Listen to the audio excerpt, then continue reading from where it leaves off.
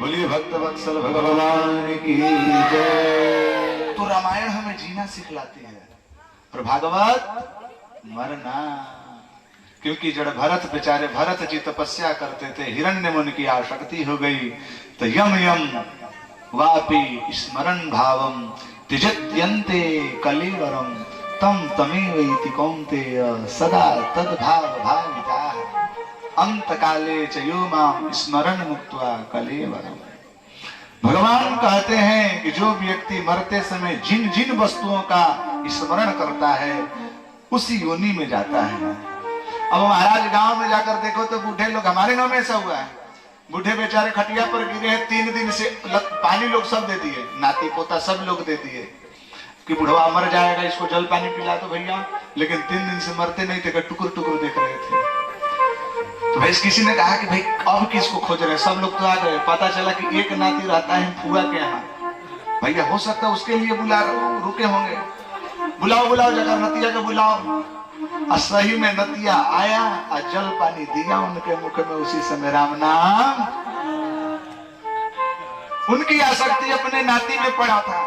लोग जीवन सही में मरना बड़ी कठिन है, मरने के लिए तड़प रहे थे, प्राण नहीं छूट रहा था आसक्ति के कारण। तो लोग कहते हैं अरे अरे अरे मेला बाबू देखो दादा के जैसा गया है इसका चेहरा, अरे देखो देखो दादा के जैसा नाक है, देखो अरे देखो नाक आंख कान दादा के, अरे दादा के जैसा नहीं, दादा ही आए हैं,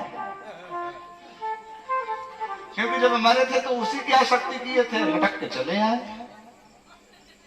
समझ रहे बात? इसीलिए मरना है तो भगवान का नाम लेकर के मरिए। अंत काले जयो माम स्मरण मुक्त्वा कलेवरम। भगवान कहते हैं कि जो मरते समय भी मेरा स्मरण कर ले उसको मैं छोड़ दूंगा। अजामिल की कथा आएगी। भरत जी हिरण्य में बने, हिरण को अपना शरीर त्याग दिया, बोले कि इस जोनी में नहीं रहना है। पुनः तप के प्रभाव से ब्राह्मण कुल में गए, ब्राह्मण कुल में जब गए तो मौन हो गए। ज्ञान उनके हृदय में बहुत था, पूर्व जन्म की स्मृति थी महाराज, लेकिन उनको लगा कि अब इस जोनी को रखना नहीं है, भगवान के चरणों में जाना है। यदि निवर्तन्ते तद्धाम परमं मम किम तद्भासयते सूर्यः न शशांको न पावकः यद् गत्वा न निवर्तन्ते तद्धाम परमं मम। 15वां अध्याय गीता जी के। भगवान का धाम कैसा है जिस धाम में जाने के बाद व्यक्ति लौटता नहीं है। जड़ भरत जी को लगा कि भैया अब तो इस ब्राह्मण कुल में मेरा जन्म हो गया, 4 भाई भी थे उनके, भाभियां भी थी, लेकिन वो मन में विचार किया कि यदि मैं अपने गुणों को व्यक्त किया तो फिर कहीं ना कहीं नौकरी लगा देंगे, इसीलिए वो मौन हो गए, बचपन से ही मौन हो गए, बोले नहीं। तो सबने सोचा कि वो ये तो गूंगा है, ये किसी काम का नहीं है, और पागल के जैसा ऐसे हो गए। नाटक, ऐसे नाटक में मिल गए कि मैं तो कुछ जानता ही नहीं, बोलना भी उनको नहीं आता था, बोलते कुछ थे ही नहीं, गूंगे हो गए और मूर्ख के जैसा काम करने लगे। बड़े हो गए धीरे धीरे। अब तो महाराज माँ बाप जब तक थे तब तक उनकी सेवा चलती रही, माँ बाप लटक गए तो भाभियां कितने दिन तक सेवा करेगी। एक दिन अपने पतिदेव से बोले ए जी है सुनी ना, बोले हाँ बोलो, क्योंकि आपको पता हो कि जितने पति देव हैं, भले ही यहाँ तक तो जो पुलिस स्टेशन में थानेदार भी है, वहां पर मुंह साइड करके बोलते हैं तुमने चोरी किया है, सच सच बोलना। बोलता कि हाँ जी जी जी जी। बड़े बड़े चोर, बड़े बड़े डाकू जिनसे थर थर कांपते हैं, वो भी थानेदार साहब, वो भी दरोगा साहब जब घर आते हैं तो ढीगी बिली बन जाते हैं। बोलते हैं कि ये जी सुनती है, बोले क्या, 1 लोटा पानी पिला दो, रखा है वहां पर जाकर के पी लो, पानी पिला दो, पानी नौकरानी बनकर करते हैं, जाओ पी लो। बेचारे कुछ नहीं बोलते हैं, बोलते हैं क्या, बड़े बड़े लोग सटक जाते हैं, ऐसी है।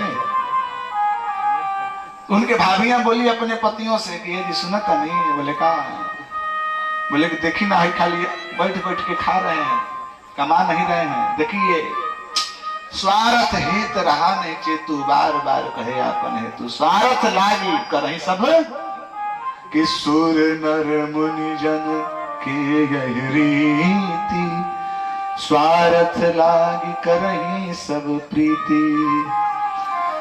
जब तक आपसे स्वार्थ बन रहा है, जब तक से आपको परिवारों को लाभ मिल रहा है, तब तक लोग आपकी सेवा करेंगे।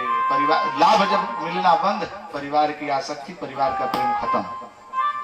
अब महाराज टाइम होता था तो खाने चले आते थे, नहीं तो दिन भर मंदिर के किनारे बैठ के भजन करते थे, कोई देखे ना। आज समय होता था, भूख लगती थी, जाते थे पाके चले आते थे। बोली कि भाई कमाते तो है नहीं, केवल खाते हैं, इनको कुछ बोलो। तो उन लोगों ने आकर के कहा कि देख भाई ऐसा कर कि कुछ भी नहीं कर सकते, तुम पढ़े लिखे नहीं हो तो कम से कम जाकर के खेत में भी देख लिया करो, चिड़िया चुनगुन है जो। बोले हाँ वहां तो मैं देख सकता हूँ। तो करना क्या? बोले कुछ नहीं, डीबा बजाना है केवल, जिन चिड़िया बैठेंगी डीबा ढक ढक बजा देना। बोले ये तो आराम है। मचान पर बैठ गए महाराज, डीबा लेकर ठक ठक ठक ठक ठक ठक करने लगे। अब तो देखिए डीबा बजाने की भी एक पद्धति है, जिस चिड़िया बैठी आप ठक ठक ठक ठक किए, चिड़िया उड़ गई ना, फिर बैठे फिर आप ढुक ढुक ढुक किए, फिर उड़ गई। लेकिन जड़ भरत जी क्या किए, राम का धुन उनके सवार था ही शरीर पर, डीबा लेकर श्री राम जय जय राम, श्री राम जय जय राम बजाने लगे। चिड़िया तो पहले 2-4 मिनट तक उड़कर आई बैठी, उड़कर आई बैठी कि भाई क्या बज रहा है, लेकिन जब एक ही धुन उनकर चलने लगा तो चिड़िया भी समझ गई कि वो कहीं ऐसे ही बज रहा होगा, हम लोगों के लिए नहीं है। इनका ध्यान गया चिड़ियों पर, तो फिर कहने लगे राम जी की चिड़िया ढुक ढुक ढुक ढुक ढुक, राम जी का खेत ढुक ढुक ढुक ढुक ढुक, खा लो चिड़िया ढुक ढुक ढुक ढुक, भर भर पेट। राम जी की चिड़िया, राम जी का खेत, खा लो चिड़िया। जब गए देखे तो सारा जितना फसल था सब उजड़ा है। भाई क्या किया तूने? तुझे रखवाली के लिए मैंने भेजा था, तूने सारा नाश कर दिया। तू किसी काम के लिए नहीं भागा से, घर वाले भगा दिए। इसीलिए हमारे पूज्य महाराज जी कहा करते हैं कि भैया सुंदर एक भजन कहते हैं कि देख लिया दुनिया का सारा नजारा, ना हम किसी के ना कोई हमारा, सब स्वार्थ की दुनिया है। भजन गा लिया जाए।